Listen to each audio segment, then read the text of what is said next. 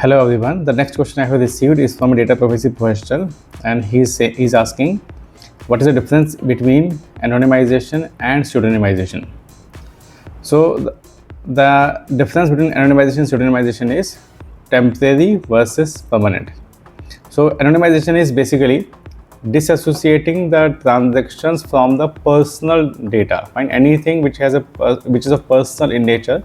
For example, name, phone number, email, passport number. If you remove those fields or try to replace the real data with dummy data, right? So that one cannot associate who traveled from which location to what location, right? And on which date, which flight, right? So that is anonymization, right? You are replacing the data with dummy data or just deleting those columns, and you are just keeping the track of the flights. The people have taken some flights, but not who has taken which flight at which date, which time. So that is anonymization. So if this is deleted permanently, that is completely anonymization. But for the businesses, this permanent deletion may not be practical, and keeping all this information in the database and can cause significant damage, or maybe kind of if there's a data breach, fine, it can leak the personal details of people, that this guy has taken this flight from this source to this destination on this date, this time, fine. So this is something what can be seen as a breach of personal data, fine. So what an airline can do is, or any travel agency can do, that they can keep the information about people in one database or in one table, which is separate, isolated from the other table, other database, where you are keeping the records of the flights. So in, let's say, database 1, you keep the information, the name, phone number, email, passport number, and you're giving an ID, let's say person 1. In the other database where you're keeping all the transactions, fine, means all the flight details, there you're keeping person A or person 1 has taken flight from this source to this destination on this date, this time. Now if you look at the only flight details, where it is referring to only person 1, who that person 1 is, that is stored in another database or another table. So someone looking at only the flight details, fine, for them this person 1 is not known, fine. This is, but the organization can again associate that this person 1 is a, let's say, John. So that is pseudonymization, means we are trying to do the anonymization, we are trying to remove the personal data, but for the business reasons, for the legal reasons, for contextual reasons, I may need to reassociate, I may need to establish who this person 1 is.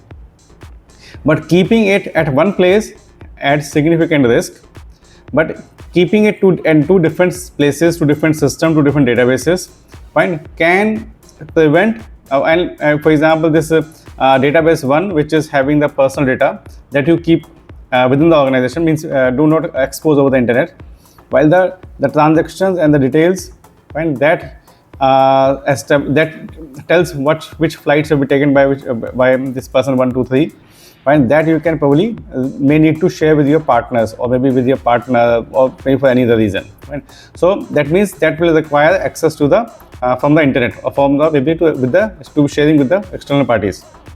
So in this sharing, if the database gets compromised, what is compromised is there is a person 1, who this person 1 is we don't know, but yes, we know that they have taken some flight, fine. So now the details of the flights, fine, and the schedule is compromised, but who those people were who traveled, fine, that is not compromised, fine. So disassociating the personal data with the transactions is temporarily is pseudonymization, permanently is anonymization, fine. Temporarily, because for businesses we may need to re-establish that connection, fine, but once the, let's say, the accounting and all of the taxation laws has some period of they define some period of retention, fine, how long you have to maintain. For example, you have to maintain for 3 years, 5 years, 7 years.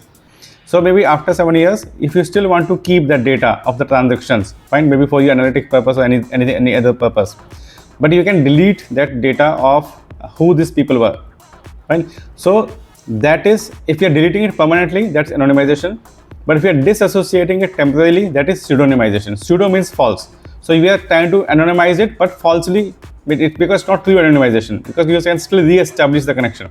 If you cannot re-establish the connection at all, that's a like anonymization, permanent thing, anonymization. But if you can re-establish the connection, that is false anonymization. That is called as pseudonymization. So pseudonymization is a like kind of a term taken from pseudo, it means false, and anonymization means disassociating. Fine. So when you are disassociating temporarily, fine, or giving a false sense of that it cannot be connected again, fine. So that is a pseudonymization.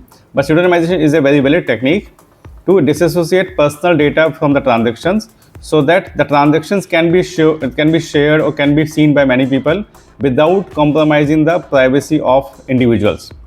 Fine. So this is the difference in pseudonymization and anonymization. So I hope this was useful, and if you have further questions about this, please ask me a question. Thank you so much for watching.